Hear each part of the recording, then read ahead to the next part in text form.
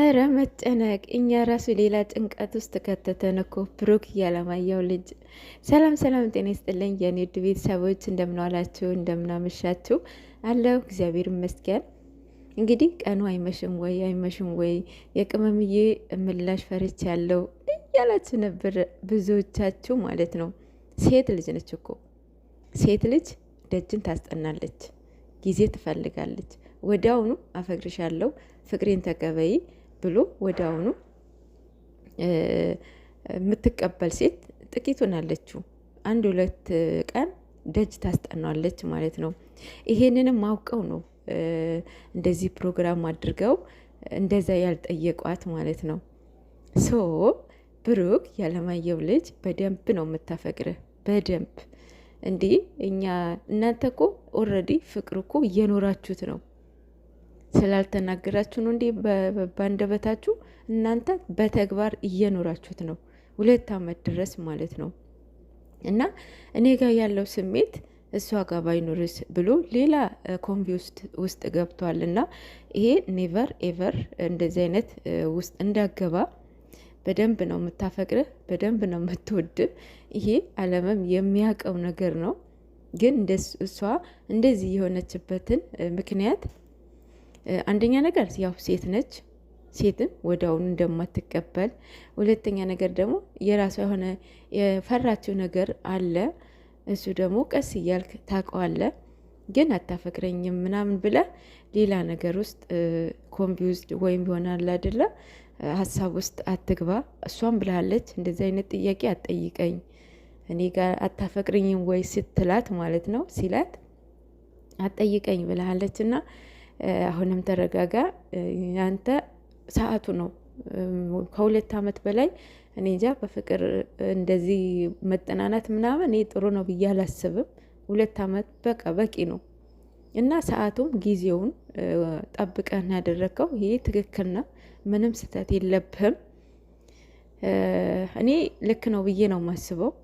እንዳውም ማርያምን ከ2 ዓመት በላይ በፍቅር መቆየት አለባቸው ብዬ አላስብም። እነሱ አሁን ኦልሬዲ አንድ ላይ ነው የሚኖሩት፣ አንድ ቤት ነው የሚኖሩት። የተለያየ ክላስ ቢኖራቸውም አንድ ቤት ነው የሚኖሩት። ጋሽዬ የሰጠው ቆይተዋል። ሶ እንደ ወንድሟ አይታኝ ይሆን ብሎ በቃ ሌላ ነገር ነው እያሰበ ያለው ማለት ነው። እና እንደዚህ አይነትም አታስብ። ትወዳለች፣ ታፈቅራለች እና እናንተ በተግባር ነው እየኖራችሁ ያለው ፍቅር ማለት ነው። በተግባር እየኖራችሁ ብቻ ነገ ወይም ከነገ ወዲያ 3 ቀን ወይም 2 ቀን ኦር ደግሞ 4 ቀን ልትሄድብክ ትችላለች እንጂ አንተ ፍቅር እኔ ጋ ያለውን እሷ ጋር የለም፣ አታፈቅረኝም፣ ቁርጡን ንገሪኝ እያላት ነበርና እንደዛም በቃ ጊዜ ስጠኝ ብላለች። ይሄ የሴት ልጅ እንትን ነው።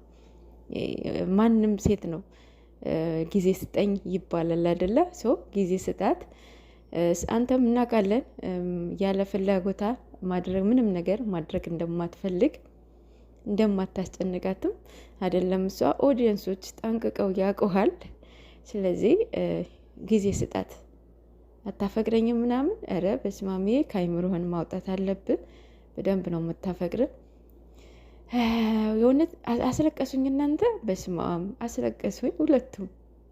ሌላው ማለት ነው እኔ የምለው መንቴ ማለት ነው የምር የቅመሟ ፍቅር ነው እንደዚህ የሚያደርገው። የምር ሬሊ ፍቅር ይዞታው ሬሊ እያለቀሰ ነበር ዛሬ ማለት ነው። ብሩኬ ጉድ ሰራኝ፣ ብሩኬ ቅዶቼን አበላሸብኝ። ኧረ በስማም። እኔ ግን ዘና እያደረገኝ ነበረ፣ እየሳኩኝ ነበረ ያየሁት ማርያምን። እና በጣም እያለቀሰ ነበረ፣ እየተነባረቀ ነበረ። እና እንዴት ፍቅረኛ ሰው ፍቅረኛ እያለው ግዴታ እንደ ሌሎቹ ያንን ቃላትን እሱ መጠቀም ነበረበት? እንደሚያፈቅራት አላቅም ነበረ።